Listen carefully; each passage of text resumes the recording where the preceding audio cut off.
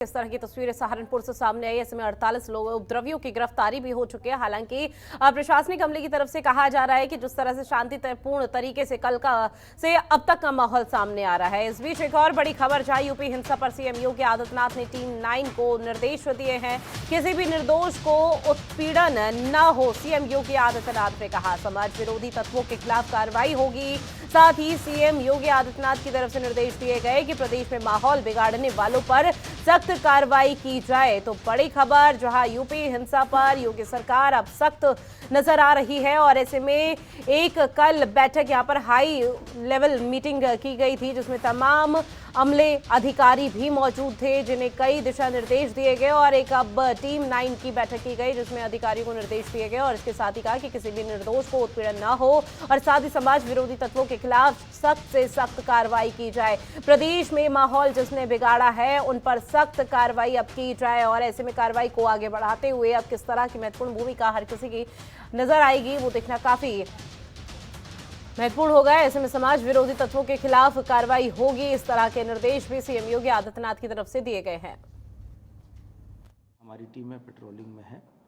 Situation अभी पूरी तरीके से नियंत्रण में है तथा शांतिपूर्ण है। इसके अतिरिक्त गंभीर धाराओं में एफआईआर पंजीकृत की गई है। दोषियों के विरुद्ध गैंगस्टर एक्ट के तहत कार्रवाई होगी तथा उनके संपत्ति के जब्तीकरण की भी कार्रवाई की जाएगी। इसके अतिरिक्त जो भी सार्वजनिक और निजी संपत्तियों को क्षति पहुंचाई गई है उसकी क्षतिपूर्ति की वसूली भी न्यायिक प्रक्रिया को फॉलो करते हुए कराई जाएगी।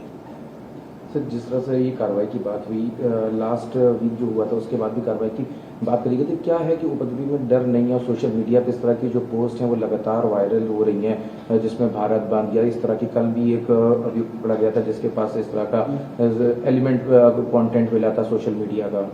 इस तरह की चीज़ें लोग सोशल मीडिया पे लिख रहे हैं जिस पे कार्रवाइयाँ भी लगातार हो रही हैं और जैसा कि मैंने बताया कि केवल चुनिंदा 2-3 जगहों पे ही इस तरह की घटनाएं हुई हैं और सभी जगह सबके सहयोग और सभी धर्मगुरुओं के प्रयास से और प्रशासन के प्रयास से स्थिति शांतिपूर्ण है। सर, प्रयागराज हिंसा में एक मुख्य अभियुक्त का नाम आ रहा है जो मास्टरमाइंड जिसको कहा जा रहा है जावेद अहमद।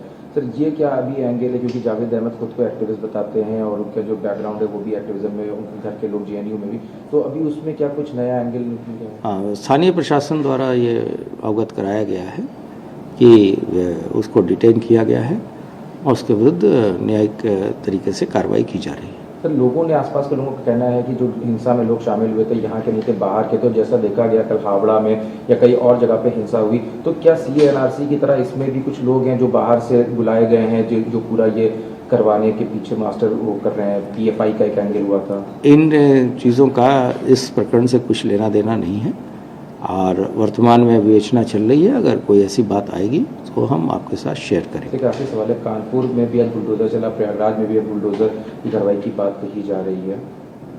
बुलडोजर के बारे में स्थानीय स्तर पे एक न्यायिक प्रक्रिया पूर्ण करने के बाद से अधिकारी डिसीजन लेते हैं और उस संबंध में कोई मुख्यालय से आदेश नहीं जाता है और ये बुलडोजर की कार्रवाई एक न्यायिक प्रक्रिया पूर्ण करने के बाद ही होती है और वही चीज़ें स्थानीय प्रशासन द्वारा कानपुर में की गई है।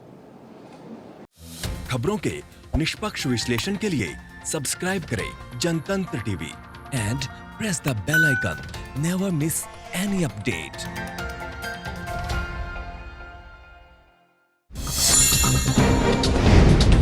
डाउनलोड कीजिए जनतंत्र टीवी ऐप को जो कि अवेलेबल है गूगल प्ले और ऐप स्टोर पर। अधिक जानकारी के लिए अभी डाउनलोड करें।